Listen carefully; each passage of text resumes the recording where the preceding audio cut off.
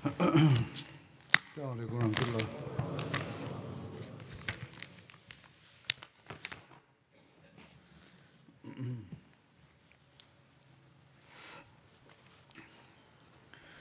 أشهد أن لا إله إلا الله وحده لا شريك له وأشهد أن محمدا عبده ورسوله أما بعد فأعوذ بالله من الشيطان الرجيم بسم الله الرحمن الرحيم الحمد لله رب العالمين الرحمن الرحيم مالك يوم الدين إياك نعبد وإياك نستعين اهدنا الصراط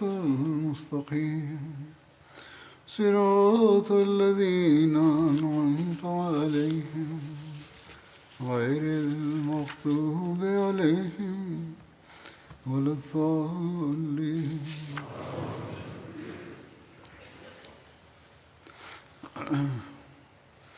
ഇന്നും ഞാൻ സൈനിക ദൗത്യങ്ങളെ സംബന്ധിച്ച് പരാമർശിക്കുന്നതായിരിക്കും. എൻ്റെ പക്കലുള്ള വിവരങ്ങളിൽ നിന്ന് മക്ക വിജയത്തിന് മുമ്പുള്ള ഈ സരിയകളെക്കുറിച്ച് പരാമർശമുണ്ട്. സംക്ഷിപ്തമായ ഒരു വിവരണമായിരിക്കും അത്.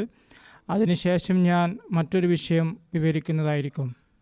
അബൂ ഖത്താദയുടെ സരിയയെക്കുറിച്ച് പരാമർശം ലഭിക്കുന്നുണ്ട്.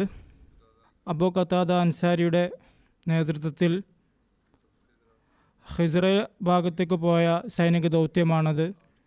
ഇത് ഹിജ്റ 8-ാം വർഷം ഷാബാനിലായിരുന്നു. ഈ സരിയയുടെ നേതാവ് അബൂ ഖത്താദയായിരുന്നു.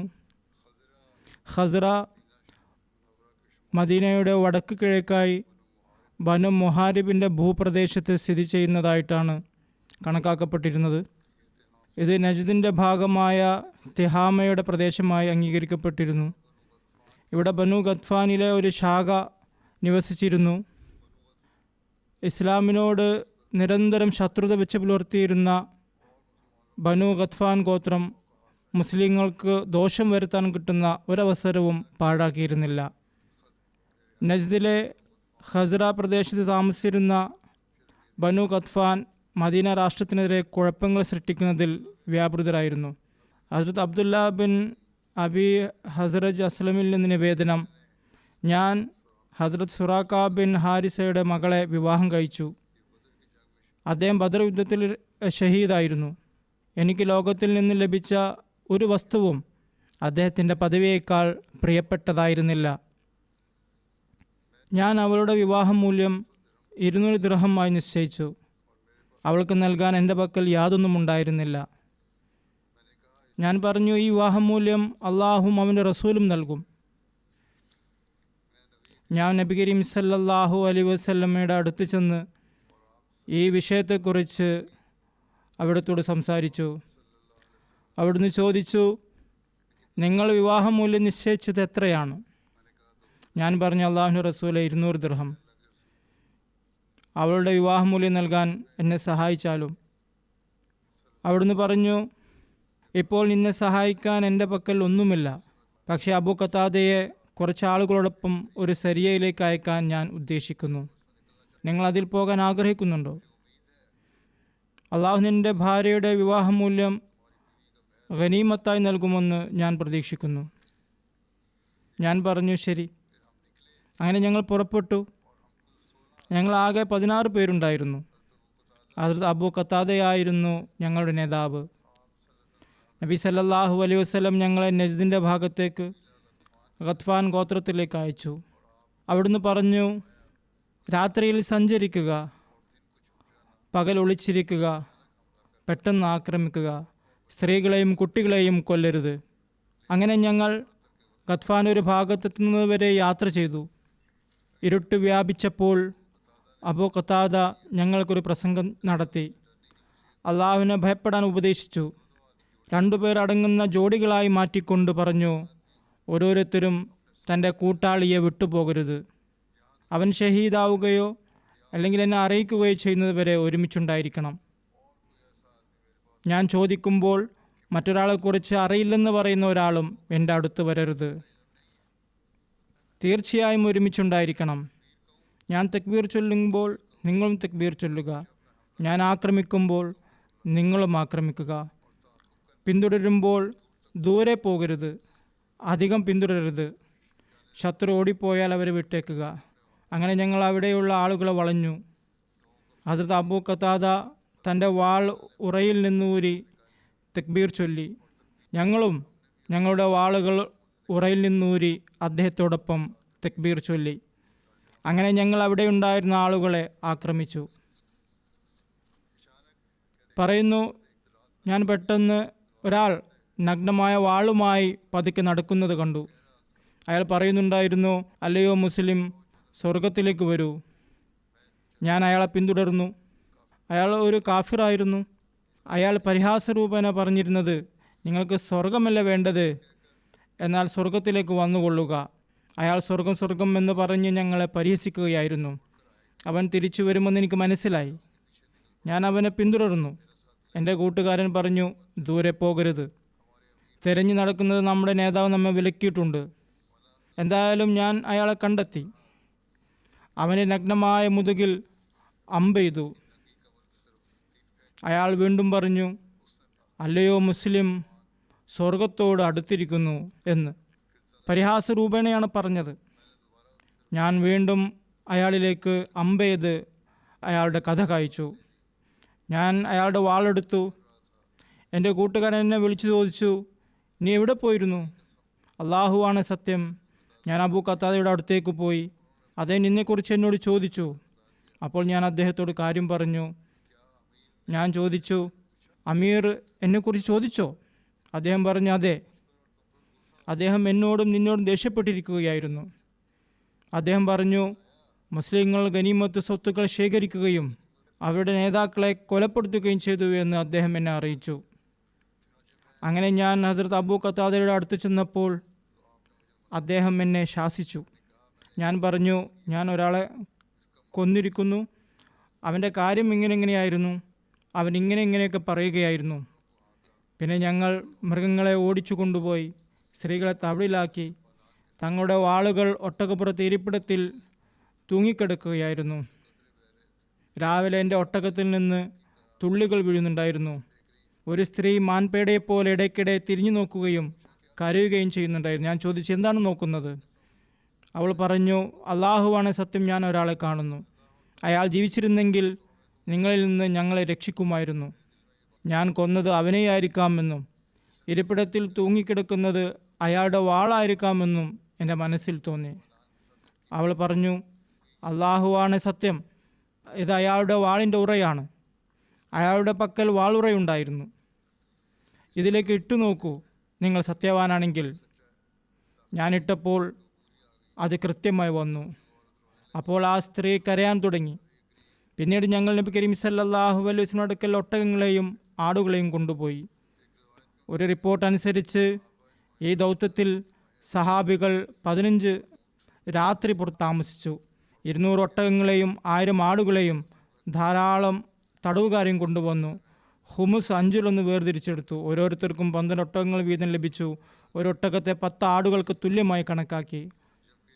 മറ്റൊരു റിപ്പോർട്ട് അനുസരിച്ച് ഈ സിറിയയിൽ 200 ഒട്ടകങ്ങളും 2000 ആടുകളും ധാരാളം തടവുകാരും ഗനീമത്തായി ലഭിച്ചു. ഇനി വാദി ഇസം ഭാഗത്തേക്ക് ഹസ്രത്ത് അബൂ ഖതാദയുടെ നേതൃത്വത്തിലുള്ള സിറിയയെക്കുറിച്ചുള്ള പരാമർശമാണ്. ഇത് ഹിജ്റ 8-ാം വർഷം റമദാനിൽ ക്രിസ്താബ്ദം 630 ജനുവരി ആയിരുന്നു. ഇസം മദീനയിൽ നിന്ന് ഏകദേശം 36 മൈൽ കിഴക്കായി നജ്ദ് പ്രദേശത്തിലൊരു താഴ്വരയാണ്. ഗത്ഫാനിലൊരു ശാഖയായ ബനു അഷ്ജയാണ് ഇവിടെ താമസിച്ചിരുന്നത്. ഈ സരിയുടെ കാരണം ഇതാണ്. റസൂലുള്ളാഹി സ്വല്ലല്ലാഹു അലൈഹി വസല്ലം മക്ക വിജയത്തിനായി മക്കയിലേക്ക് പോകാൻ ഉദ്ദേശിച്ചപ്പോൾ അവിടുന്ന് ഹസ്രത്ത് അബൂ ഖതാദയെ മദീനയുടെ കിഴക്ക് ഭാഗത്തുള്ള വാദി ഇസമിലേക്ക് അയച്ചു. മക്ക തെക്ക് ഭാഗത്താണ്. അവിടുന്ന് മക്കയിലേക്കല്ല അസ്മിലേക്കാണ് പോകുന്നത് എന്ന് ആളുകൾ ധരിക്കാൻ വേണ്ടിയായിരുന്നു ഇത്. ഒരു റിപ്പോർട്ട് അനുസരിച്ച് ഈ ശരീരയുടെ നേതാവ് ഹസ്രത്ത് അബ്ദുല്ല ബിൻ അബി ഹസർ ആയിരുന്നു. ഹസ്രത്ത് അബൂ ഖതാദയോടൊപ്പം 8 സ്വഹാബികളുണ്ടായിരുന്നു. അവരിൽ ഒരാൾ ഹസ്രത്ത് മുഹല്ലം ബിൻ ജുസാമ ലൈസി ആയിരുന്നു.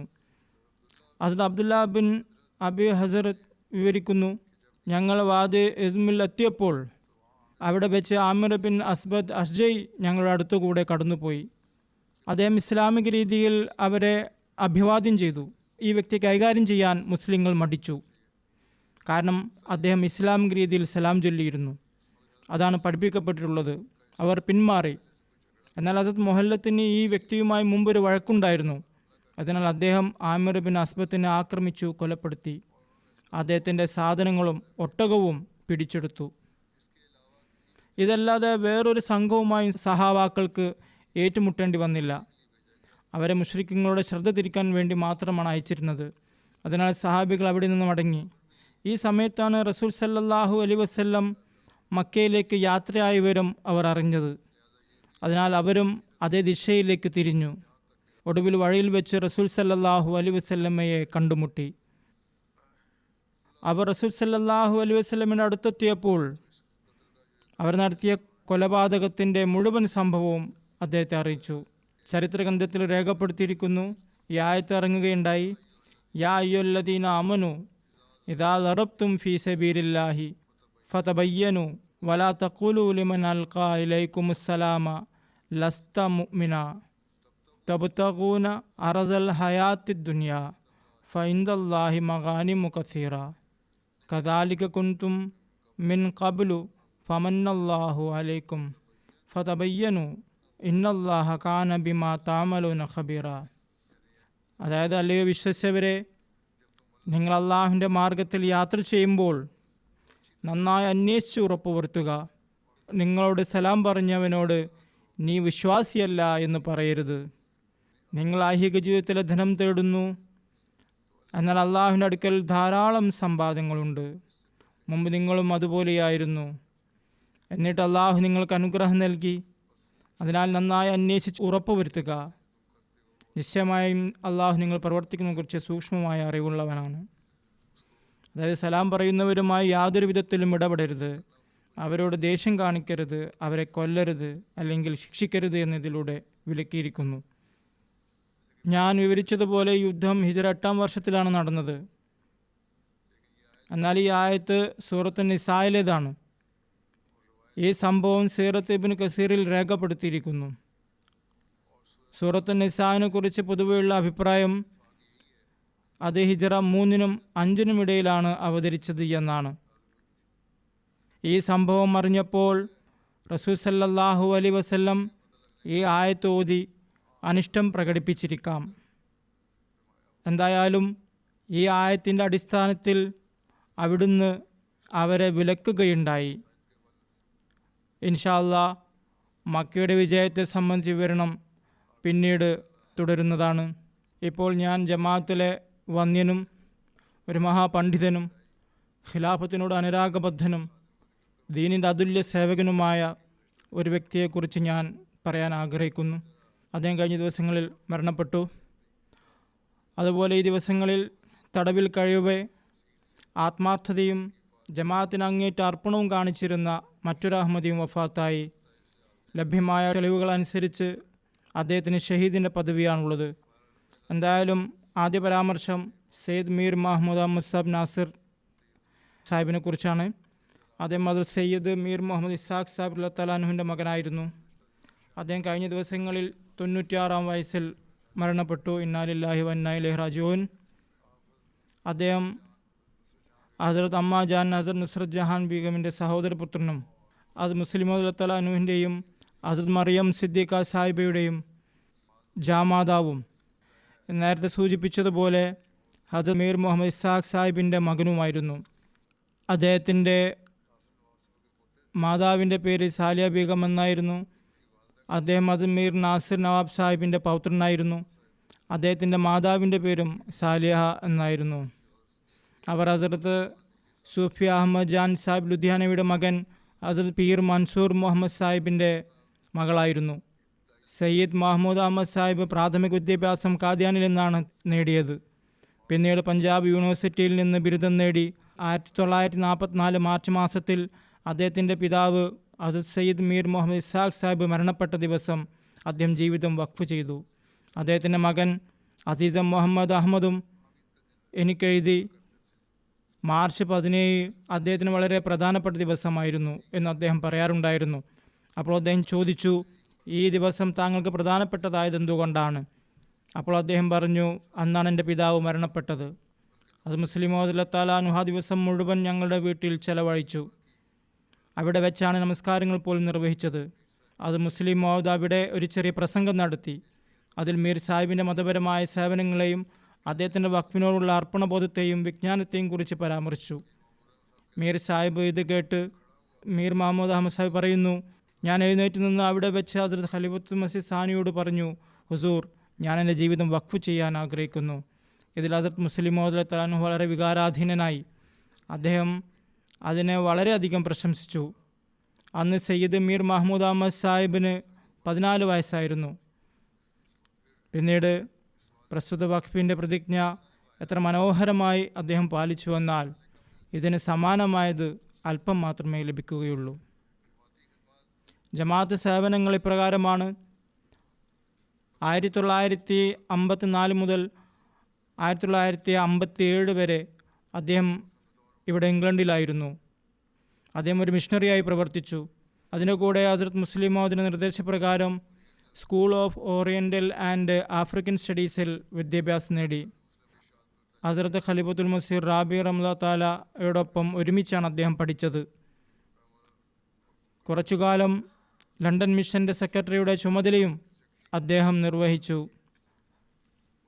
1957 മുതൽ 59 വരെ അദ്ദേഹം വക്കാലത്ത് ദീവാനിൽ റിസർവ് മിഷണറിയായി സേവനമനുഷ്ഠിച്ചു. പിന്നീട് 1960 ജാമിയയിൽ അധ്യാപകനായി നിയമിക്കപ്പെട്ടു. 1978 വരെ അദ്ദേഹം ഈ ചുമതല നിർവഹിച്ചു. 1978 മുതൽ 1982 വരെ അദ്ദേഹം അമേരിക്കയിൽ മിഷണറിയായി സേവനമനുഷ്ഠിച്ചു. 1982 മുതൽ 86 വരെ സ്പെയിനിൽ സേവനം ചെയ്യാൻ അവസരം ലഭിച്ചു. 1986 മുതൽ 89 വരെ വക്കീലു തസ്നീഫായി പ്രവർത്തിച്ചു. 1986 മുതൽ 2010 വരെ ജാമിയ അഹമ്മദിയ റബ്വയുടെ പ്രിൻസിപ്പലായി സേവനം ചെയ്തു. ഈ കാലയളവിൽ 1994 മുതൽ 2001 വരെ വക്കീലു താലിം കൂടിയായിരുന്നു. അതുപോലെ അദ്ദേഹം റിസർവ് സെല്ലിൻ്റെയും വാക്യ സെലിബ് വകുപ്പിൻ്റെയും ചുമതല നിർവഹിച്ചു. 2005 നൂർ ഫൗണ്ടേഷൻ സ്ഥാപിതമായപ്പോൾ അദ്ദേഹം അതിൻ്റെ പ്രസിഡൻ്റായി നിയമിക്കപ്പെട്ടു. അവസാനം വരെ അദ്ദേഹം ഈ സേവനത്തിൽ തുടർന്നു പോന്നു. ഹസ്രത്ത് മുസ്ലിം മൗദ് തആലാഹു അദ്ദേഹത്തെ 1962 ജൂൺ 3 മജ്ലിസ് ഇഫ്തായുടെ മെമ്പറായി നിയമിച്ചു. 1972 നവംബർ വരെ അദ്ദേഹം അതിൽ അംഗമായിരുന്നു. പിന്നീട് 1989 ഡിസംബറിൽ ഹസ്രത്ത് ഖലീഫത്തുൽ മസീഹ് റാബി റഹ്മത്തുള്ളാഹി തആല അദ്ദേഹത്തെ വീണ്ടും ഇഫ്തായുടെ മെമ്പറായി നിയമിച്ചു. പിന്നീട് ജീവിതകാലം മുഴുവൻ ആ സ്ഥാനത്ത് അദ്ദേഹം തുടർന്നു. ഖുദ്ദാമുൽ അഹമ്മദിയയിലും വിവിധ നിലകളിൽ സേവനം ചെയ്യാൻ അദ്ദേഹത്തിന് അവസരം ലഭിക്കുകയുണ്ടായിട്ടുണ്ട്. മുഹത്തമിം, നാബ് സദർ എന്നീ നിലകളിൽ ആണ് അദ്ദേഹം സേവനം ചെയ്തത്. വൈജ്ഞാനിക മേഖലകളിലും മഹത്തായ സേവനങ്ങൾ അദ്ദേഹത്തിൻ്റെതായിട്ടുണ്ട്. ഹസ്രത്ത് ഖലീഫത്തുൽ മസീഹ് റാബി റഹ്മത്തുള്ളാഹി തആലയുടെ വിശുദ്ധ ഖുർആൻ തർജ്ജമ തയ്യാറാക്കുന്നതിൽ അദ്ദേഹം വളരെയധികം സഹായിച്ചിരുന്നു. അത് ഹസ്രത്ത് ഖലീഫത്തുൽ മസീഹ് റാബി റഹ്മത്തുള്ളാഹി തആല പരാമർശിക്കുകയും നന്ദി പ്രകടിപ്പിക്കുകയും ചെയ്തിട്ടുണ്ട്. റബോയിലെ സഹായികളെക്കുറിച്ച് പറയുമ്പോൾ സൂഫി ബഷാറത്തുർ റഹ്മാൻ സാഹിബ്, മൗലാന അബ്ദുൽ മുനീർ നൂറുൽ ഹഖ് സാഹിബ്, സയ്യിദ് അബ്ദുൽ ഹയീൽ സാഹിബ്, മൗലാന ദോസ് മുഹമ്മദ് സാഹിബ്, ജമീലുർ റഹ്മാൻ റഫീഖ് സാഹിബ് തുടങ്ങിയവരുടെ സേവനങ്ങളെ അദ്ദേഹം പരാമർശിച്ചു. അവരോടൊപ്പം മീർ മുഹമ്മദ് അഹമ്മദ് സാഹിബും ഉണ്ടായിരുന്നു. അള്ളാഹുവിൻ്റെ കൃപയാൽ ഈ ആളുകൾ തുടർച്ചയായി എന്നോടൊപ്പം ഉണ്ടായിരുന്നു എന്ന് അദ്ദേഹം പറയുകയും അവർക്ക് നന്ദി അറിയിക്കുകയും ചെയ്തു. സിയാസത്തയുടെ പൂർണ്ണമായ ഉറുദു തർജ്ജമ പൂർത്തിയാക്കിയ ശേഷം മുസ്നദ് അഹമ്മദ് ബിൻ ഹംബലിൻ്റെ തർജ്ജമ പുരോഗമിക്കുകയായിരുന്നു. അതുപോലെ സഹി മുസ്ലിമിൻ്റെ വ്യാഖ്യാനവും പുരോഗമിക്കുകയായിരുന്നു. ഷമായിലെ തിർമിദിയുടെ തർജ്ജമയും അദ്ദേഹം നിർവഹിച്ചു. ബൈബിളിനെ സംബന്ധിച്ച് ഡസൻ കണക്കിന് ഗവേഷണ പ്രബന്ധങ്ങൾ അദ്ദേഹം എഴുതി. അവ വിവിധ പത്രങ്ങളിലും മാസികകളിലും പ്രസിദ്ധീകരിച്ചു. ബൈബിളിലെ ആവർത്തനം എന്ന ഭാഗത്തിനും 3 സുവിശേഷങ്ങൾക്കും വ്യാഖ്യാനം അദ്ദേഹം എഴുതി. അതുപോലെ കഫന മസീഹ്, മർഹമ ഈസ, അതിൽ ഈസാ നബി അലൈഹി സ്വലാമിൻ്റെ ഹിജ്റ എന്നിവയെക്കുറിച്ച് ഉയർന്ന നിലവാരത്തിലുള്ള ഗവേഷണ പ്രവർത്തനങ്ങൾ അദ്ദേഹം നടത്തി. അദ്ദേഹത്തിൻ്റെ പ്രസിദ്ധീകരിക്കപ്പെട്ടതും പ്രസിദ്ധീകരിക്കപ്പെടാത്തതുമായ പുസ്തകങ്ങളും രേഖകളും ഇവയാണ്: സീറത്തുൻ നബി സല്ലല്ലാഹു അലൈഹി വസല്ലം, കാന ഖുൽഖുൽ ഖുർആൻ. ഇതിന് 3 ഭാഗങ്ങളുണ്ട്. ഹമാരെ പ്യാരെ നബി സല്ലല്ലാഹു അലൈഹി വസല്ലം കി പ്യാരി ബാത്തെ എന്ന ഗ്രന്ഥമാണൊന്ന്. അതുപോലെ 365 ദിൻ എന്നൊരു ചെറിയ പുസ്തകമുണ്ട്. നമസ്കാരത്തിന് ശേഷമുള്ള ദിവസേനയുള്ള ദർശനായി സമാഹരിച്ചതാണ്. പിന്നെ പലസ്തീൻ സെ കശ്മീർ തക് എന്ന പുസ്തകം, അത് മസീഹ് സ്വലാത്തു വസ്സലാമിൻ്റെ രചനകളുടെ വെളിച്ചത്തിൽ സീറത്ത് നബി സല്ലല്ലാഹു അലൈഹി വസല്ലമയെ കുറിച്ചുള്ള വിവരങ്ങൾ അദ്ദേഹം ശേഖരിച്ചു. അതിപ്പോഴും പ്രസിദ്ധീകരിക്കപ്പെട്ടിട്ടില്ല. അതുപോലെ സഹീഹ് ബുഖാരിയിൽ നിന്ന് ചില തലക്കെട്ടുകൾ തിരഞ്ഞെടുത്തു. അവ തർബീയത്ത് സംബന്ധമായ തലക്കെട്ടുകളാണ്. അതുപോലെ ഒരു തവണ മുൻ പോപ്പ് ഒരു ചോദ്യം ഉന്നയിച്ചപ്പോൾ അതിനെയും അദ്ദേഹം ഖണ്ഡിച്ചു. സ്പെയിനിലെ മസ്ജിദ് ബഷാറത്തിൻ്റെ ശിലാസ്ഥാപന വേളയിൽ അതിൽ ഖലീഫത്തുൽ മസീഹ് സാലിസ് റഹ്മത്തുള്ളാഹി തആല പ്രാർത്ഥിച്ചു കൊണ്ടിരുന്നപ്പോൾ തറക്കല്ല് പിടിച്ചത് മുക്കറം മീർ സാഹിബായിരുന്നു. അതുപോലെ സ്പെയിനിലെ മസ്ജിദ് ബഷാറത്തിൻ്റെ ഉദ്ഘാടന വേളയിലും അദ്ദേഹത്തിനും ഭാര്യയ്ക്കും സേവനം ചെയ്യാൻ അവസരം ലഭിച്ചു. അതിൽ ഖലീഫത്തുൽ മസീഹ് റാബി റഹ്മത്തുള്ളാഹി തആല അത് പരാമർശിച്ചിട്ടുണ്ട്. 1955 ജൽസ സാലാനയുടെ ഉദ്ഘാടന വേളയിൽ അതിൽ ഖലീഫത്തുൽ മസീഹ് സാനി റളിയല്ലാഹു 8 നിക്കാഹുകൾ വിളംബരം ചെയ്തു. അതിൽ മീർ മുഹമ്മദ് അഹമ്മദ് സാഹിബിൻ്റെ നിക്കാഹും ഉണ്ടായിരുന്നു. അത് അതിൽ ഖലീഫത്തുൽ മസീഹ് സാനി അദ്ദേഹത്തിൻ്റെ മകൾ അമത്തുൽ മത്തീൻ സാഹിബയുമായാണ് നടത്തിയത്. അതിൽ ഖലീഫത്തുൽ മസീഹ് സാനി പറഞ്ഞു, സാധാരണ രീതിയിൽ നിക്കാഹുകൾ ഡിസംബർ 29-നാണ് നടക്കാറ്.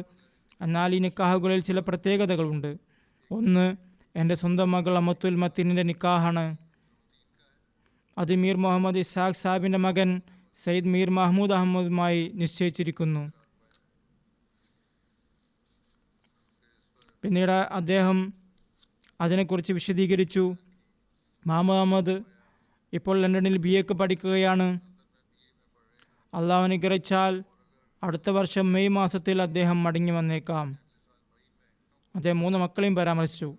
മഹ്മൂദ് അഹമ്മദിനെ, എൻ്റെ ജാമാതാവിനെ, പിന്നെ ഖലീഫ സാനി മീർ മഹ്മൂദ് അഹമ്മദിനെ കുറിച്ച് പറഞ്ഞു.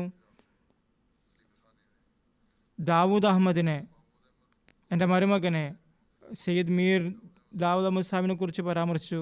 താഹിർ അഹമ്മദിനെ, താഹിർ മർഹൂമയുടെ മകനെ, അത് ഖലീഫത്തുൽ മസീഹ് റാബിനെ കുറിച്ചാണ് പരാമർശിച്ചത്. ഞാൻ ഈ 3 പേരെയും അവിടെ വിട്ടുവന്നിരിക്കുന്നു. അവർ വിദ്യാഭ്യാസം നേടാനും ഭാവിയിൽ സിൽസിലയ്ക്ക് സേവനം ചെയ്യാനും വേണ്ടിയാണത്. ഇംഗ്ലീഷിൽ പ്രാവീണ്യം കരസ്ഥമാക്കുന്ന കാര്യത്തിൽ ഊന്നൽ നൽകുകയാണ് വേണ്ടത്. പിന്നീട് അദ്ദേഹം പറഞ്ഞു, ഇംഗ്ലീഷ് വിദ്യാഭ്യാസം നന്നായി നേടിയാൽ ഈ 3 പേരും മൗലവി ഫാസിലുകളും അറബി വിദ്യാഭ്യാസം വളരെ ഉയർന്ന നിലവാരമുള്ളവരുമായതിനാൽ ഇംഗ്ലീഷ് വിദ്യാഭ്യാസവും ഉയർന്ന നിലവാരമുള്ളതാണെങ്കിൽ ഖുർആൻ ഷരീഫിൻ്റെയും അല്ലെങ്കിൽ മസീഹ് സ്വലാത്തു വസ്സലാമിൻ്റെ പുസ്തകങ്ങളുടെയും ഇംഗ്ലീഷ് തർജ്ജമ ചെയ്തുകൊണ്ട് സിൽസിലയുടെ പ്രചാരണത്തിന് അവർക്ക് സഹായികളാകാൻ കഴിയുന്നതാണ്. പിന്നീട് അദ്ദേഹം പറഞ്ഞു, റിവ്യൂ ഓഫ് റിലിജൻസിന് ഒരു നല്ല യോഗ്യതയുള്ള എഡിറ്റർ ആവശ്യമാണ്. അതിനു വേണ്ടിയാണ് ഞാൻ എൻ്റെ മക്കളെ അവിടെ വിട്ടു വന്നത്. ഈ രോഗത്തിലും ബലഹീനതയിലും 3 ആൺമക്കളെ പഠിപ്പിക്കുന്നതിന് ചെലവ്, അത് 2 മരുമക്കൾ, 1 മകൻ എന്നിവ താങ്ങുന്നത് ബുദ്ധിമുട്ടാണ്. പക്ഷേ ആ ജമാഅത്തിൻ്റെ ബുദ്ധിമുട്ട് എൻ്റെ ബുദ്ധിമുട്ടിനേക്കാൾ വലുതാണെന്ന് ഞാൻ മനസ്സിലാക്കുന്നു. അത് മുസ്ലിം മോദലത്തലാഹുവിന് എല്ലായ്പ്പോഴും ജമാഅത്തിന് വേണ്ടി എല്ലാ ത്യാഗവും ചെയ്യണമെന്ന ചിന്തയായിരുന്നു. അതിനുവേണ്ടി അദ്ദേഹം എല്ലാത്തരം ത്യാഗങ്ങളും ചെയ്തു. തൻ്റെ ധനം, സമയം, മക്കൾ എന്നിവയെല്ലാം ത്യജിച്ചു. 1982 അതിൽ ഖലീഫത്തുൽ മസീഹ് സാലിസ് അദ്ദേഹത്തിൻ്റെ മൂത്തപുത്രൻ്റെ നിക്കാഹ് നടത്തി. അതിൽ സയ്യിദ് മീർ മുഹമ്മദ് അഹമ്മദ് സാഹിബിനെ കുറിച്ചും അതിൽ മീർ മുഹമ്മദ് ഇസ്ഹാഖ് സാഹിബിൻ്റെ സന്താനങ്ങളെക്കുറിച്ചും അവരുടെ സന്താനങ്ങളെക്കുറിച്ചുമുള്ള പരാമർശത്തിൽ അവിടുന്ന് സൂചിപ്പിച്ചു. അവിടുന്ന് ഇപ്രകാരം അരുളി, അള്ളാഹു അദ്ദേഹത്തിൻ്റെ പ്രാർത്ഥന കേട്ടു. അതായത് ഹദരത്ത് മീർ മുഹമ്മദ് ഇസ്ഹാഖ് സാഹിബിൻ്റെ പ്രാർത്ഥന കേട്ടു. തന്നോടുള്ള അദ്ദേഹത്തിൻ്റെ സ്നേഹം കണ്ടിട്ട്, അതായത് ഹദരത്ത് മീർ മുഹമ്മദ് ഇസ്ഹാഖ് സാഹിബിൻ്റെ സ്നേഹം കണ്ടിട്ട് അള്ളാഹു അവരുടെ 3 മക്കൾക്കും വഖഫ് ചെയ്യാൻ തൗഫീഖ് നൽകി. 3 പേരുടെയും സ്വഭാവം പരസ്പരം വ്യത്യസ്തമാണ്, ഓരോ മനുഷ്യനും വ്യത്യസ്തനായിരിക്കുന്നത് പോലെ. എന്നാൽ ഞാൻ ഈ വിഷയത്തിൽ ആഴത്തിൽ ചിന്തിച്ചപ്പോൾ, അതിൽ ഖലീഫ സാലിസ് പറയുന്നു, ഞാൻ ആഴത്തിൽ ചിന്തിച്ചപ്പോൾ ഈ 3 പേരിലും ഒരേ ഒരു കാര്യം ഞാൻ കണ്ടെത്തി. അതായത് എന്താണോ അള്ളാഹു നൽകിയത്, എത്രയാണോ നൽകിയത്, അതിൽ മനുഷ്യൻ സംതൃപ്തനായിരിക്കുക മാത്രമല്ല സന്തോഷവാനുമായിരിക്കണം എന്നതാണത്. വെറും തൃപ്തനായിരിക്കുക മാത്രമല്ല, സന്തോഷത്തോടെ തൃപ്തനായിരിക്കണം. അവിടുന്ന് അരുളി, സെയ്ദ് മീർ ദാവൂദ് അഹമ്മദ് സാഹിബ് അദ്ദേഹത്തിൻ്റെ രീതിയിലുള്ളൊരു വ്യക്തിയായിരുന്നു. എന്നാൽ ഈ ഗുണം അദ്ദേഹത്തിൽ കാണപ്പെട്ടിരുന്നു. മീർ മസൂദ് സാഹിബ് ഇപ്പോൾ കുറച്ചു കാലമായി ഡെൻമാർക്കിൽ തബ്ലീഗ് പ്രവർത്തനം ചെയ്തുകൊണ്ടിരിക്കുകയാണ്. അദ്ദേഹത്തിൻ്റെ രീതിയിലുള്ള വ്യക്തിയാണ്. എന്നാൽ ഈ ഗുണം അദ്ദേഹത്തിലും കാണാം. അവരുടെ ഇളയ സഹോദരൻ മീർ മഹ്മൂദ് സാഹിബ്, അദ്ദേഹത്തിൻ്റെ മകൻ്റെ നിക്കാഹ് ഞാൻ വിളംബരം ചെയ്യുന്നതാണ്. അദ്ദേഹത്തിൻ്റെ രീതിയിലുള്ള വഖഫ് സിന്ദഗിയാണ്. എന്നാൽ ഈ ഗുണം അവരെല്ലാവരിലും പൊതുവായി കാണാവുന്നതാണ്. സന്തോഷത്തോടെ ജീവിക്കുക, ജമാഅത്ത് എന്താണോ നൽകുന്നത് അത് സ്വീകരിക്കുക, യാതൊരു വിധത്തിലുള്ള ആവശ്യങ്ങളും ഉന്നയിക്കാതിരിക്കുക എന്നത്. അവിടുന്ന് പറയുന്നു, അവരുടെ പിതാവിൻ്റെ ഈ പൈതൃകം അവരുടെ തലമുറകളിലാകെ വ്യാപിച്ചിരിക്കുന്നു. അള്ളാഹു താല ഹസരത്ത് മാമൂദ് ജാൻ അല്ലാഹു താല അനുവിൻ്റെ സന്താനങ്ങളിൽ, അതായത് മീർ ഇസ്ഹാഖ് സാഹിബിൻ്റെ സന്താനങ്ങളിൽ വലിയ അനുഗ്രഹം ചൊരിഞ്ഞു. അതിനാൽ ജമാഅത്തിന് ഇതൊരു മാതൃകയായി സ്ഥാപിക്കപ്പെട്ടിരിക്കുകയാണ്. എല്ലാ അവസ്ഥകളിലും ചിരിക്കുന്നതും പ്രസന്ന മുഖങ്ങളുള്ളവരുമായ ആളുകൾ ജമാഅത്തിന് മുന്നിൽ വന്നു. അവരെല്ലായ്പ്പോഴും അള്ളാഹു താലായുടെ നന്ദിയുള്ള ദാസന്മാരായി അവൻ്റെ സ്തുതി ആലപിച്ചുകൊണ്ട് അവരുടെ ജീവിതം നയിക്കുന്നവരാണ്. പിന്നീട് അവിടുന്ന് പ്രാർത്ഥിച്ചു, അവരുടെ അടുത്ത തലമുറയും ഈ ഗുണങ്ങൾ കരസ്ഥമാക്കുന്നവരായി മാറട്ടെ. അദ്ദേഹത്തിന് കവിതയോടും കാവ്യരചനയോടും താല്പര്യമുണ്ടായിരുന്നു. അത് മസീഹ് സ്വലാത്തു വസ്സലാമിൻ്റെ കവിതകളും കലാം എം മഹ്മൂദിൻ്റെ കവിതകളും അദ്ദേഹത്തിന് മനഃപ്പാഠമായിരുന്നു. കൂടാതെ അദ്ദേഹം സ്വന്തമായും ചില കവിതകൾ രചിച്ചിരുന്നു. ഒരിക്കൽ ജാമ്യയിൽ വരാൻ ആഗ്രഹിക്കുന്ന, എന്നാൽ ഇതുവരെ വന്നിട്ടില്ലാത്ത മിഷണറിമാരാകാൻ ആഗ്രഹിക്കുന്നവരുമായ മിഷണറിമാർക്ക് അദ്ദേഹം ഒരു ഉപദേശം നൽകുകയും ഒരു കർമ്മപദ്ധതി നിർദ്ദേശിക്കുകയും ചെയ്തു. വളരെ നല്ലൊരു കർമ്മപദ്ധതിയാണ്. ജാമ്യയിൽ വരാൻ ആഗ്രഹിക്കുന്നവരും വന്നവരുമായ എല്ലാ മിഷണറിമാരും മുന്നിൽ വെക്കേണ്ട ഒന്നാണത്.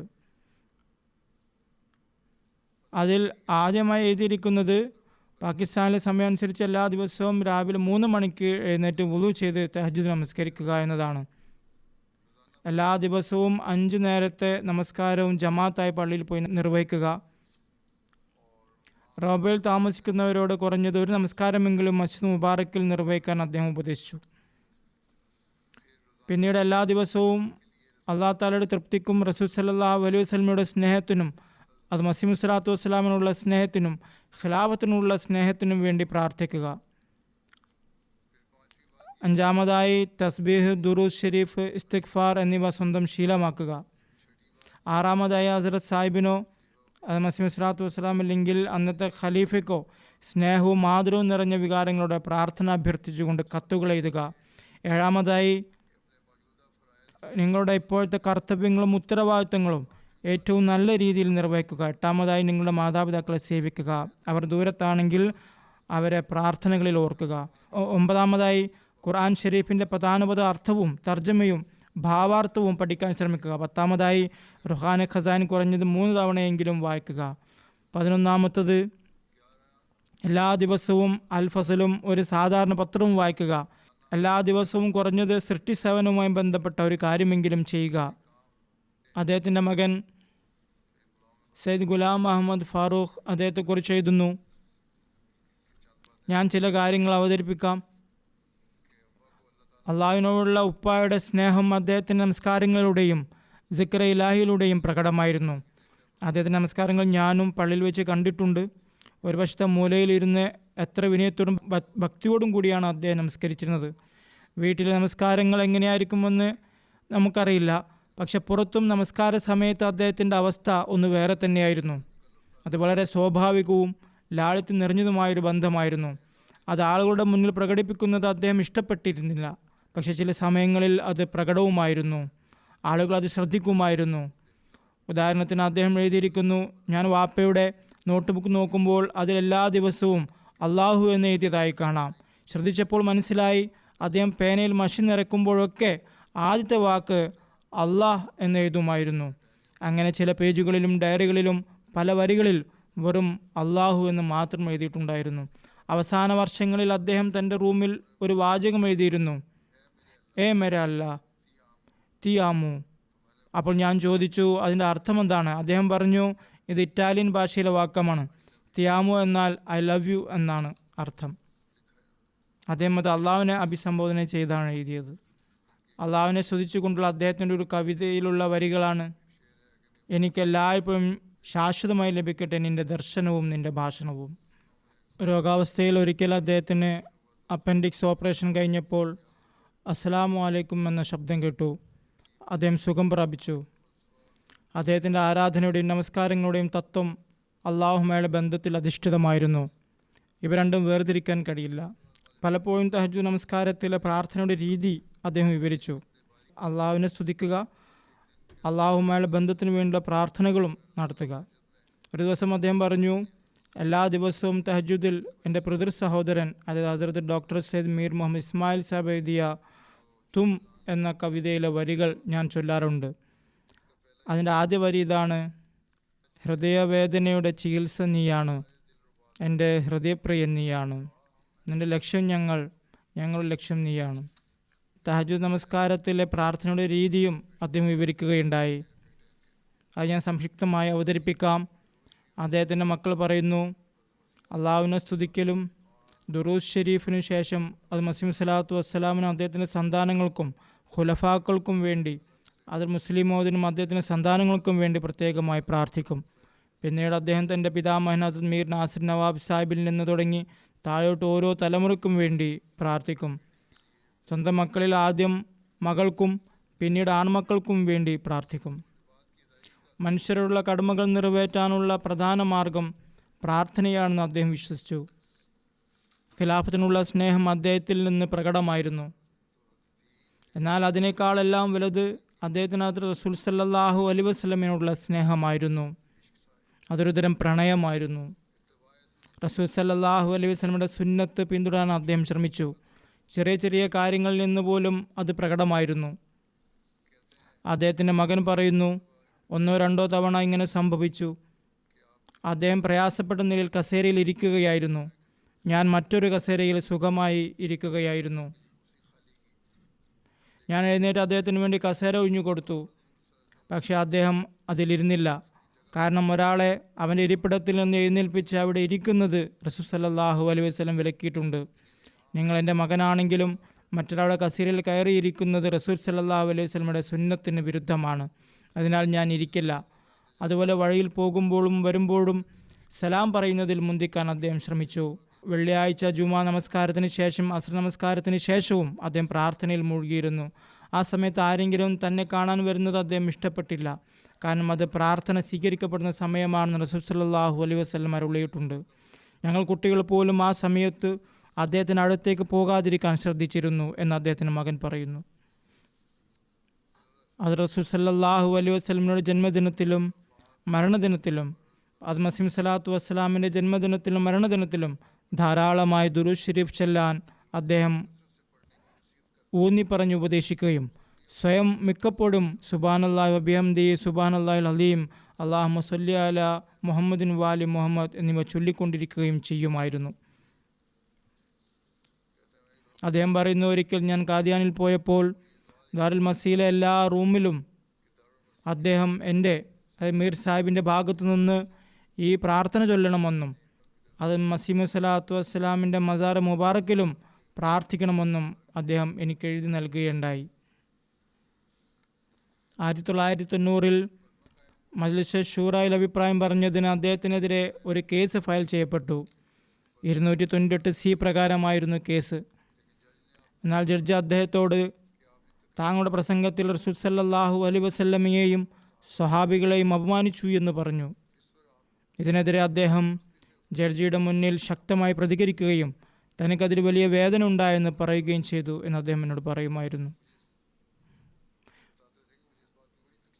ജഡ്ജി അദ്ദേഹത്തോട് പറഞ്ഞു, മീർ മഹ്മൂദ് അഹമ്മദ് ചർച്ചയ്ക്കിടെ നബി കരീം സല്ലല്ലാഹു അലൈഹി വസല്ലമയെയും സ്വഹാബികളെയും കുറിച്ച് അവഹേളനപരമായ വാക്കുകൾ ഉപയോഗിച്ചു എന്ന്. അതിന് മീർ മഹ്മൂദ് അഹമ്മദ് സാഹിബ് പറഞ്ഞു, ഇത് എന്നിൽ ആരോപിക്കപ്പെട്ടതാണ്, ഇത് തികച്ചും കളവാണ്. ഞാൻ നബി കരീം സല്ലല്ലാഹു അലൈഹി വസല്ലമയെയും സ്വഹാബികളെയും ഹൃദയാത്മന ആദരിക്കുകയും അവിടുത്തെ പ്രവാചകത്വത്തിൽ ഉറച്ച വിശ്വാസം പുലർത്തുകയും ചെയ്യുന്നു. അദ്ദേഹം പറഞ്ഞു, ഞാൻ ഒരു സയ്യിദാണ്, അവരുടെ പരമ്പരയിൽ നിന്നുള്ളവനാണ്. കളവ് പറയുന്നവരിൽ ഞാൻ ലഅനത്ത് ചൊരിയുന്നു. ഇത് അദ്ദേഹം ജഡ്ജിയുടെ മുന്നിൽ ധൈര്യത്തോടെ പ്രസ്താവിച്ചു. അവസാന രോഗാവസ്ഥയിൽ അദ്ദേഹം പ്രത്യേകിച്ചും പ്രാർത്ഥനകളിൽ ധാരാളമായി ദുറൂദ് ശരീഫ് ചൊല്ലുകയും ഞാൻ മുഹമ്മദ് മുസ്തഫ സല്ലല്ലാഹു അലൈഹി വസല്ലമയുടെ ദാസനാണ് എന്ന വാക്കുകൾ ആവർത്തിക്കുകയും ചെയ്യുമായിരുന്നു.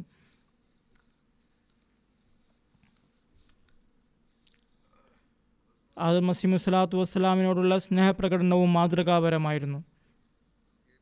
അദ്ദേഹത്തിൻ്റെ മകൻ പറയുന്നു, 1989 റബ്വയിലെ ഡെയിലി അൽ ഫസൽ ജമാഅത്തിൻ്റെ 100ാം വാർഷിക ആഘോഷങ്ങളുടെ ഭാഗമായി സിൽസിലയിലെ മുതിർന്നവരുമായി അഭിമുഖം നടത്തിയപ്പോൾ അദ്ദേഹം പറഞ്ഞത് എനിക്ക് ഓർമ്മയുണ്ട്. അത് മസീഹ് സ്വലാത്തു വസ്സലാമിൻ്റെ ഏറ്റവും വലിയ മോചിസത്ത് എന്നത് ജീവനുള്ള ദൈവവുമായുള്ള മനുഷ്യൻ്റെ ബന്ധം പുനഃസ്ഥാപിച്ചു എന്നതാണ് എന്ന് അദ്ദേഹം പറയുകയുണ്ടായി. അങ്ങനെയുള്ള വാക്കുകളായിരുന്നു അദ്ദേഹത്തിൻ്റേത്.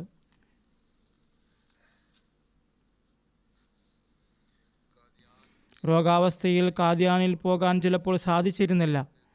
തയ്യാറെടുപ്പുകൾ നടക്കുകയും പരിപാടികൾ റദ്ദാക്കുകയും ചെയ്യുമായിരുന്നു. എന്നാൽ അവസാന സമയത്ത് കാദ്യാനോടൊരു പ്രത്യേക സ്നേഹമുണ്ടായിരുന്നു. അത് മസീഹ് സ്വലാത്തു വസ്സലാമിൻ്റെ മസാറിൽ ഹാജരാകാൻ ഒരാഗ്രഹമുണ്ടായിരുന്നു. അതിനാൽ ബുദ്ധിമുട്ടുകൾ സഹിച്ചും അദ്ദേഹം അങ്ങോട്ട് പോകുമായിരുന്നു.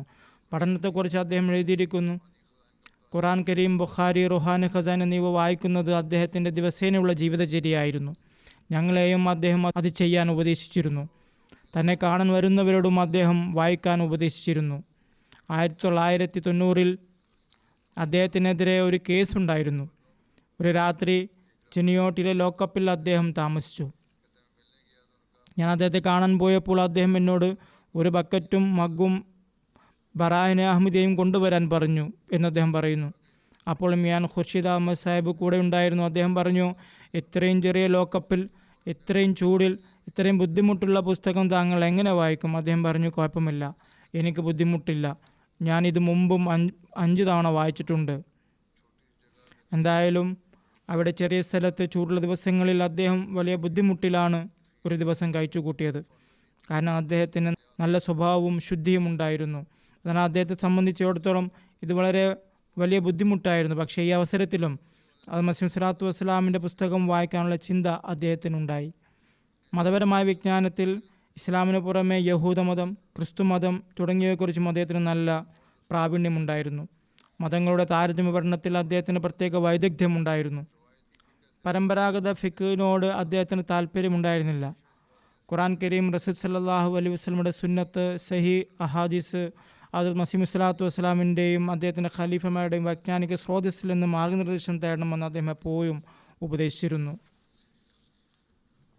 ലൗകിക വിജ്ഞാനം, പ്രത്യേകിച്ചും ശാസ്ത്രീയ വിജ്ഞാനം, ചരിത്ര പഠനം, അതുപോലെ വിനോദത്തിനായി ഹൈക്കിംഗ് സംബന്ധമായ പുസ്തകങ്ങൾ എന്നിവ അദ്ദേഹം ധാരാളമായി പാരായണം ചെയ്തിരുന്നു.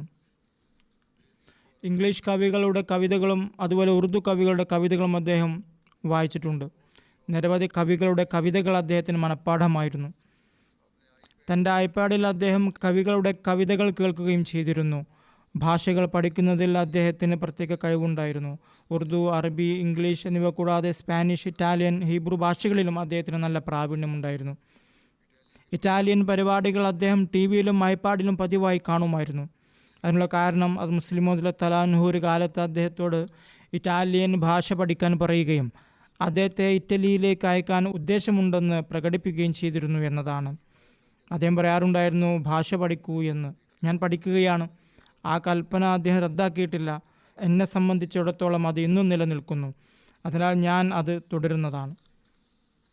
സാമ്പത്തിക ത്യാഗങ്ങൾ അദ്ദേഹം വലിയ ഉത്സാഹത്തോടെ ചെയ്യുമായിരുന്നു. അതുപോലെ അദ്ദേഹത്തിന് പാരമ്പര്യമായി ലഭിച്ച സ്വത്തിൻ്റെ ഹിസ്സ ജായിദാദ് ഉടൻ തന്നെ അദ്ദേഹം നൽകുകയുണ്ടായി.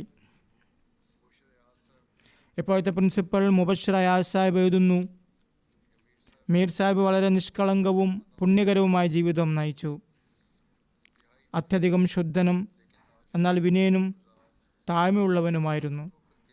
ലളിത ജീവിതത്തിൻ്റെയും തവക്കുലിൻ്റെയും ഒരു ഉത്തമ ഉദാഹരണമായിരുന്നു അദ്ദേഹം. വിജ്ഞാനത്തിൻ്റെയും അറിവിൻ്റെയും ഒരു സമുദ്രമായിരുന്നു അദ്ദേഹം. വലിയ പണ്ഡിതനായിരുന്നു.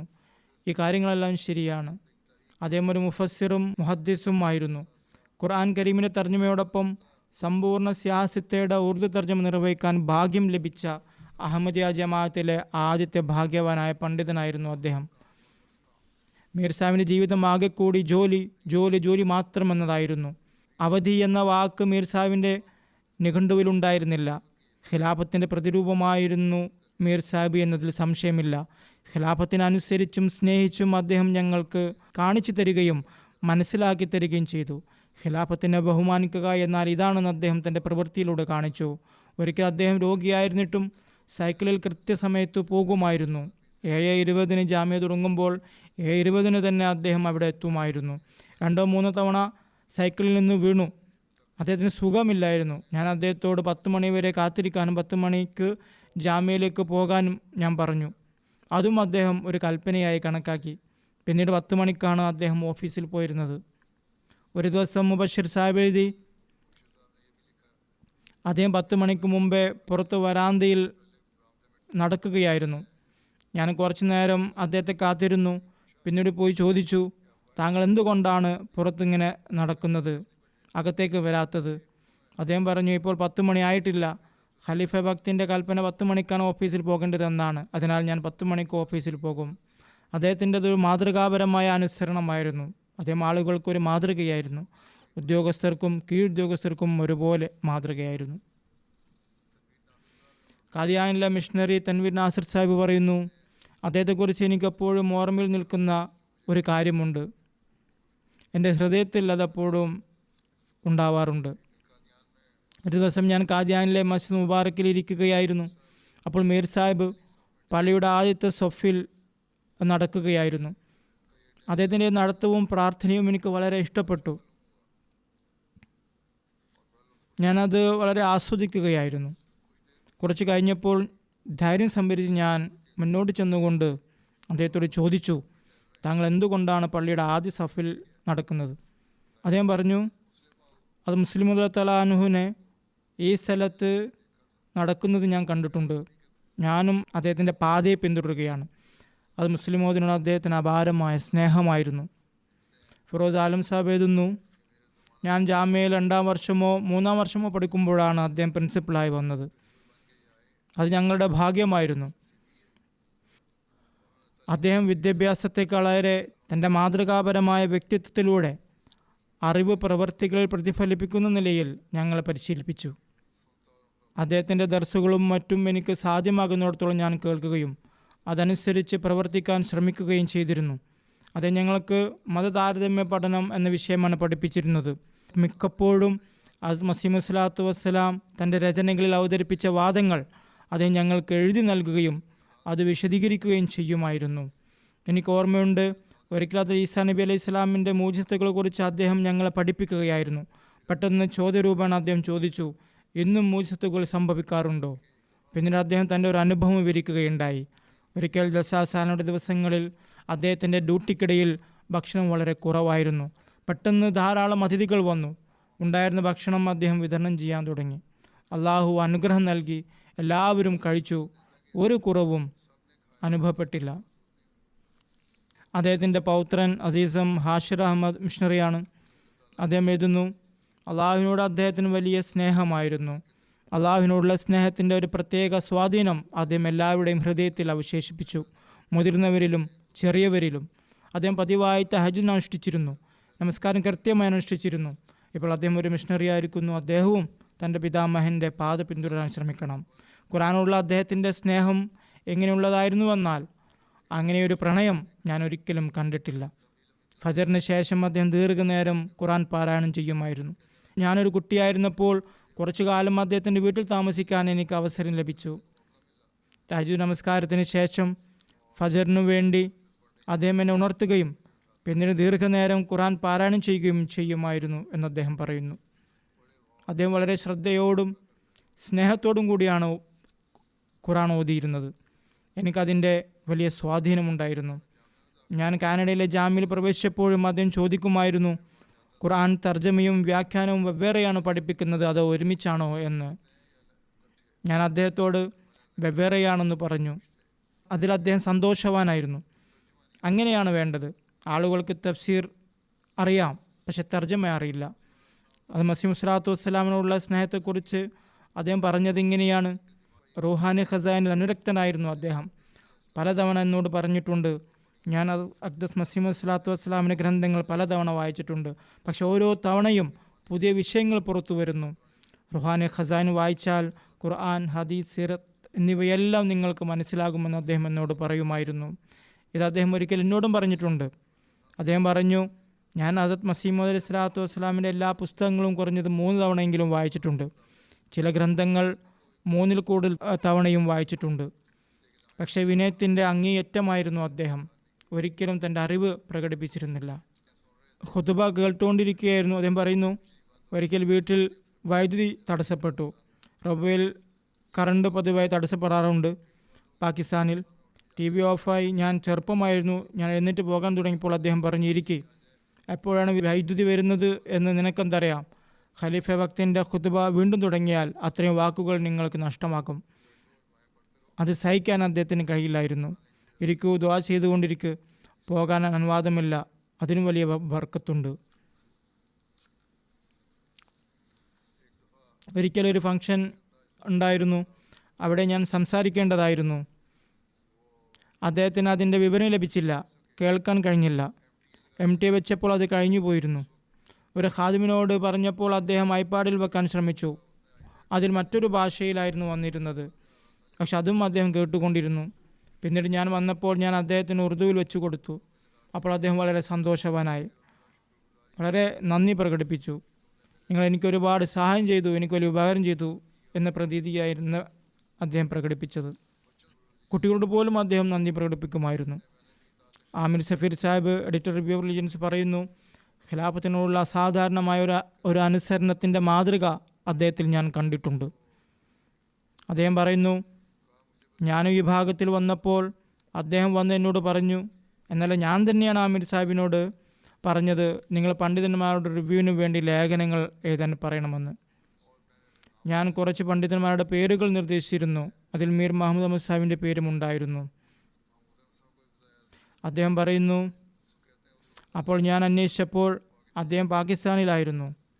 അപ്പോൾ രാത്രി 10-11 മണിയായിരുന്നിരിക്കണം.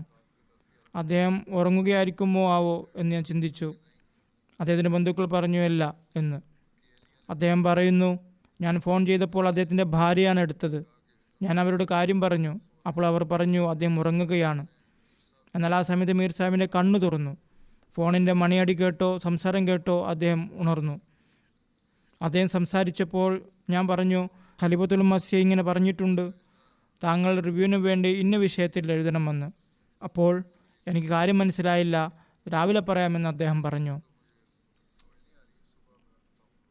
എന്തായാലും അടുത്ത ദിവസം മീർ സാഹിബ് 15 പേജുള്ള ഒരു ലേഖനം എഴുതി എനിക്ക് അയച്ചു തന്നു.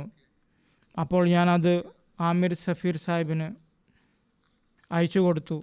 ഇത് അദ്ദേഹത്തിൽ നിന്ന് വന്ന ലേഖനമാണ്. മീർ സാഹിബ് എഴുതിയിരിക്കുന്നു, രാത്രി ഒരു കുട്ടിയുടെ ഫോൺ വന്നിരുന്നു. അവൻ ഈ കാര്യം പറഞ്ഞു, ഖലീഫത്തുൽ മസീഹിൻ്റെ ഈ നിർദ്ദേശമാണ്, നിങ്ങൾ ഈ ലേഖനം എഴുതണമെന്ന്. അപ്പോൾ ഞാനിത് എഴുതി. ആദ്യത്തെ ഗഡു 15 പേജ് അയക്കുകയാണ്, ബാക്കിയുള്ളവ പിന്നീട് അയക്കാം. അത്രത്തോളം അനുസരണയുള്ള ഒരാളായിരുന്നു അദ്ദേഹം. സമയം പാലിക്കുന്ന കാര്യം ഞാൻ നേരത്തെ പറഞ്ഞല്ലോ. 10 മണിയാകാതെ ഓഫീസിനകത്ത് വരില്ലായിരുന്നു. പിന്നെ മസീഹിൻ്റെ തിരുശീലയെക്കുറിച്ച് അദ്ദേഹത്തിൻ്റെ ഒരു പ്രോഗ്രാം ഉണ്ടായിരുന്നല്ലോ. ഇവിടെ നടക്കുന്ന എക്സിബിഷനിലും ജൽസയിലും എല്ലാ വർഷവും അദ്ദേഹം പങ്കെടുക്കുമായിരുന്നു. അത് മസീഹ് സ്വല്ലല്ലാഹു വസ്സലാമിൻ്റെ അധ്യാപനങ്ങളുടെ വെളിച്ചത്തിൽ അദ്ദേഹം വിശദീകരിക്കുമായിരുന്നു. അദ്ദേഹം പറയുമായിരുന്നു, ആമിർ സഫീർ എഴുതിയിട്ടുണ്ട്, മതപ്രബോധകർ ഏതെങ്കിലും വിജ്ഞാനപരമായ വിഷയത്തിൽ പഠനം നടത്തുമ്പോൾ യഥാർത്ഥ ജമാഅത്തിൻ്റെ കാഴ്ചപ്പാടുകൾ വിട്ട് ലൗകികമായ കാര്യങ്ങൾക്ക് കൂടുതൽ ശ്രദ്ധ കൊടുക്കുന്നു. എന്നാൽ അദ്ദേഹത്തിൻ്റെ രീതി എന്നത് ആദ്യം അത് മസീഹ് സ്വലാത്തു വസ്സലാമിൻ്റെ എഴുത്തുകളും നിലപാടുകളും പൂർണ്ണമായി മനസ്സിലാക്കുകയും പിന്നീട് ജമാഅത്തിന് പുറത്തുള്ള അല്ലെങ്കിൽ ലൗകികമായ കാര്യങ്ങൾ ശ്രദ്ധിക്കുകയും ചെയ്യുക എന്നതായിരുന്നു. അല്ലാതെ നേരെ തിരിച്ചായിരുന്നില്ല.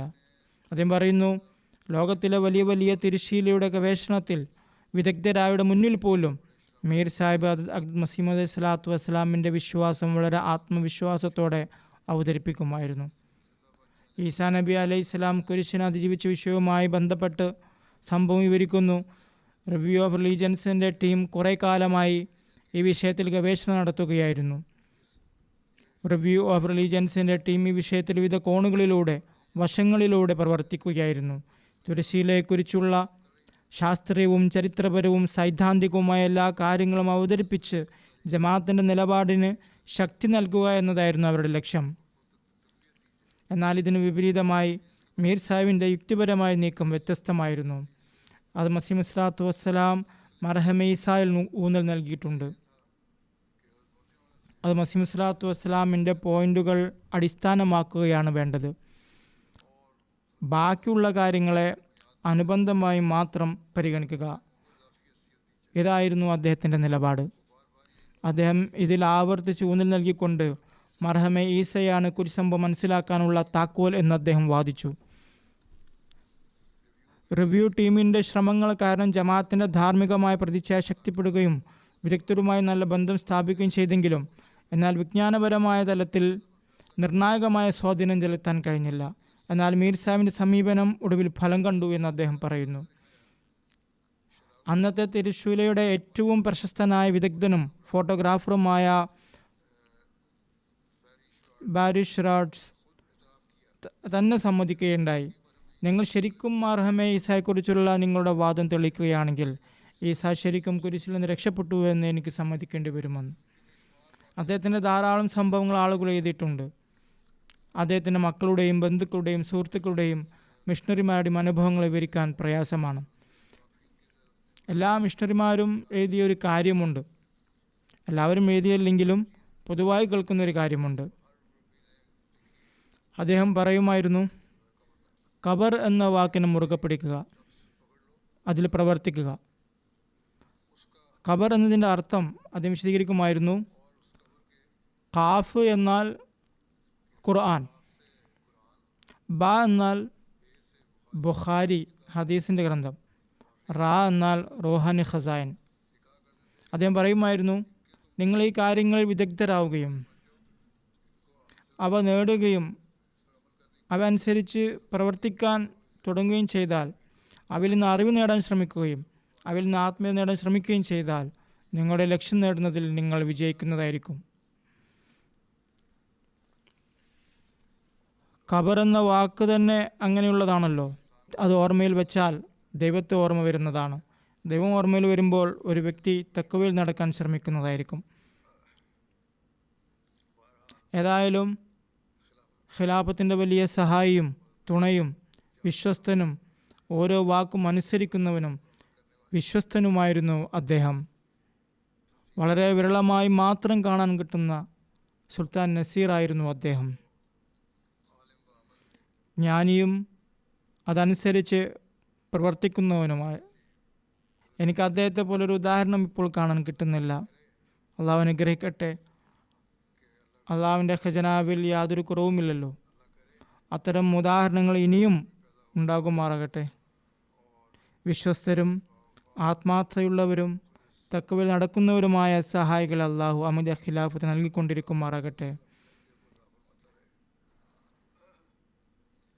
അദ്ദേഹത്തിൻ്റെ മക്കൾക്കും അവരുടെ പിതാവിൻ്റെ പ്രാർത്ഥനകളുടെ ഫലം ലഭിക്കുമാറാകട്ടെ.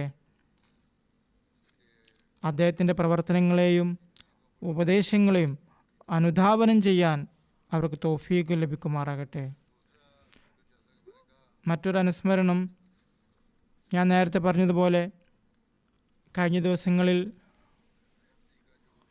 തടവിൽ മരണപ്പെട്ട ഒരു അഹമ്മദിയെക്കുറിച്ചാണ്.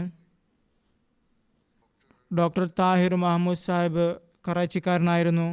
ഇബ്നു ഗുലാം റസൂൽ സാഹിബ് സാഹിബിൻ്റെ മകനാണ്. ഇന്നാലില്ലാഹി റാജിഊൻ. മരണസമയത്ത് അദ്ദേഹത്തിന് 70 വയസ്സായിരുന്നു. വിശദാംശങ്ങൾ അനുസരിച്ച് മർഹൂം താഹിർ മഹമ്മൂദ് സാഹിബ് പ്രസിഡന്റ് ഹൽക്ക മെലിയർ കോളനി കറാച്ചി മറ്റ് 2 സുഹൃത്തുക്കളായ ഇജാസ് ഹുസൈൻ സാഹിബ്, അയാസ് ഹുസൈൻ സാഹിബ് എന്നിവരോടൊപ്പം മലിയർ കോളനി കറാച്ചിയിൽ അവരുടെ പള്ളിയുടെ നിർമ്മാണത്തിൻ്റെയും അവിടെ ജുമാ നമസ്കരിക്കുന്നതിൻ്റെയും പേരും പറഞ്ഞ് പോലീസ് അവരെ കേസെടുക്കുകയും അറസ്റ്റ് ചെയ്യുകയും ചെയ്തു. ആദ്യം അറസ്റ്റിന് മുമ്പ് ജാമ്യം എടുത്തിരുന്നു. എന്നാൽ പിന്നീട് അദ്ദേഹത്തിൻ്റെ ജാമ്യം റദ്ദാക്കുകയും അദ്ദേഹത്തെ അറസ്റ്റ് ചെയ്യുകയും ചെയ്തു. ജാമ്യത്തിനായി കോടതിയിൽ ഹാജരായ സമയത്ത് എതിരാളികളുടെ കൂട്ടവും അഭിഭാഷകരും അദ്ദേഹത്തെ ആക്രമിക്കുകയും മർദ്ദിക്കുകയും ഗുരുതരമായ ഭീഷണികൾ നൽകുകയും ചെയ്തു. ഒരു പോലീസ് ഉദ്യോഗസ്ഥൻ പോലും ജനക്കൂട്ടത്തോട് അദ്ദേഹത്തെ വെടിവെക്കാൻ പറഞ്ഞു. പോലീസ് സ്റ്റേഷനിലും അദ്ദേഹത്തെ മർദ്ദിക്കുകയുണ്ടായി.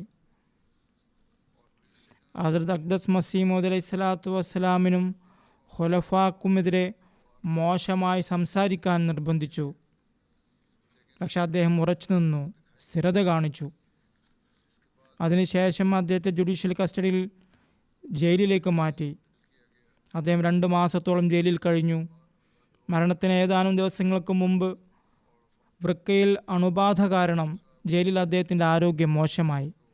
പിന്നീട് അദ്ദേഹത്തെ അവിടെ നിന്ന് ആശുപത്രിയിലേക്ക് മാറ്റി. പക്ഷേ ഏതാനും ദിവസങ്ങൾക്ക് ശേഷം അദ്ദേഹം വഫാത്താവുകയുണ്ടായി. ഇന്നാ ലില്ലാഹി വ ഇന്നാ ഇലൈഹി റാജിഊൻ. വഫാത്ത് സമയത്തും ആശുപത്രിയിൽ അദ്ദേഹത്തെ വിലങ്ങുകൾ വെച്ചിരുന്നു. അദ്ദേഹത്തിൻ്റെ കൈകളിൽ കയ്യാമം ഉണ്ടായിരുന്നു. അദ്ദേഹത്തിൻ്റെ മരണം മർദ്ദനം മൂലമാകാം. അദ്ദേഹത്തിന് ആന്തരിക ക്ഷതങ്ങൾ സംഭവിച്ചിരിക്കാം, അതും മരണകാരണമായിരിക്കാം. ഈ സാഹചര്യത്തിൽ തടവറയുടെ ബുദ്ധിമുട്ടുകൾ അദ്ദേഹം സഹിച്ചു. മർദ്ദനമേറ്റു, കോടതിയുടെ മുന്നിൽ പോലും മർദ്ദനമേറ്റു. ഈ തെളിവുകൾ അനുസരിച്ച് അദ്ദേഹത്തിന് ഷഹാദത്തിൻ്റെ സ്ഥാനം ലഭിക്കുകയും അദ്ദേഹം ഷഹീദുകളുടെ കൂട്ടത്തിൽ ഉൾപ്പെടുകയും ചെയ്യും. അദ്ദേഹം വസിയത്ത് വ്യവസ്ഥയിൽ ഉൾപ്പെട്ടിരുന്നു. കൂടാതെ സദർ സെക്രട്ടറി, ദവത്തയിലല്ലാ തുടങ്ങിയ നിരവധി പോഷക സംഘടനകളിൽ സേവനം ചെയ്യാനുള്ള അവസരവും ലഭിച്ചു. അദ്ദേഹത്തിൻ്റെ പിതൃ സഹോദരൻ ഹക്കീം അഹമ്മദ് ബിൻ സാഹിബിലൂടെയാണ് അദ്ദേഹത്തിൻ്റെ കുടുംബത്തിൽ അഹമ്മദിയത്ത് വരുന്നത്.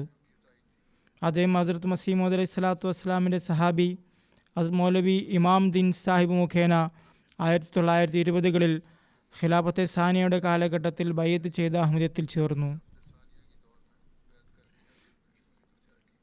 പിന്നീട് അദ്ദേഹത്തിൻ്റെ പിതാവും അഹമ്മദിയത്ത് സ്വീകരിക്കുകയുണ്ടായി.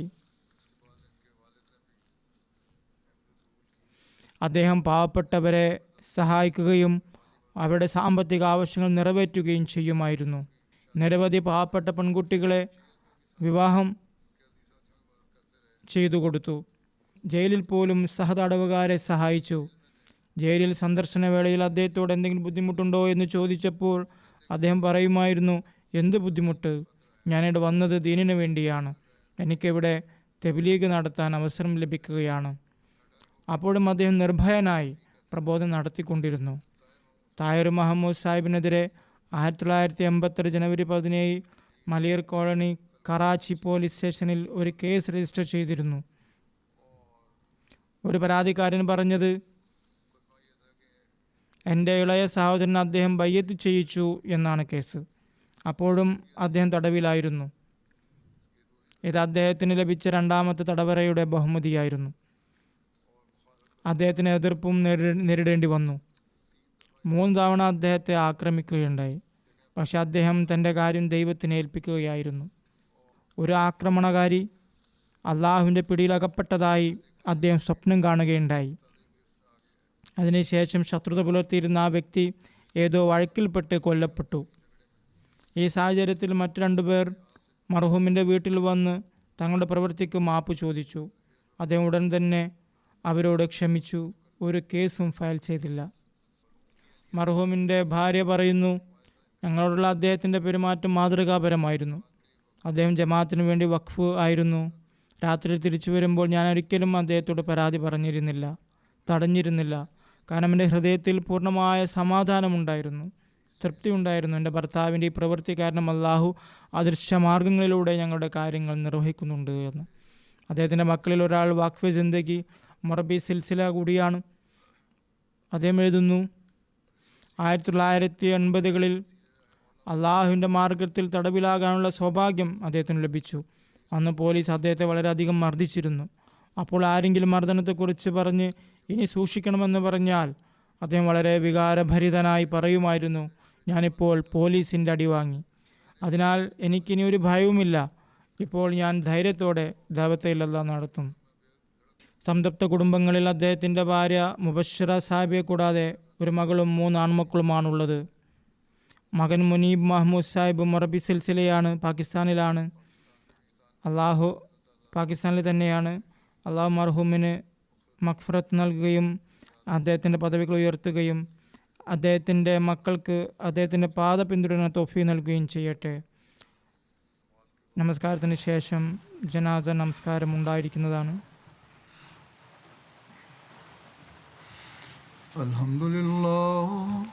അൽഹംദുലില്ലാഹി നഹ്മദുഹു വനസ്തഈനുഹു വനസ്തഗ്ഫിറുഹു വനുഅ്മിനു ബിഹി വനതവക്കലു അലൈഹി വനഊദു ബില്ലാഹി മിൻ ശുറൂരി അൻഫുസിനാ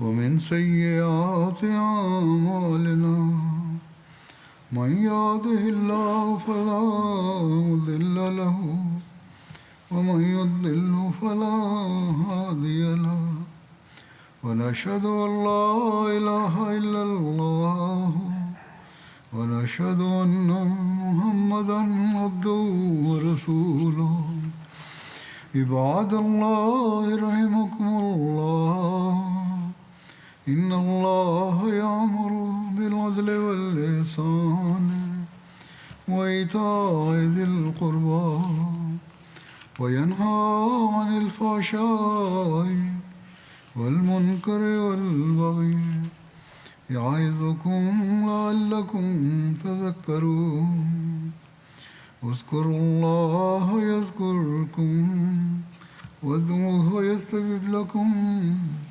ولذكر الله أكبر.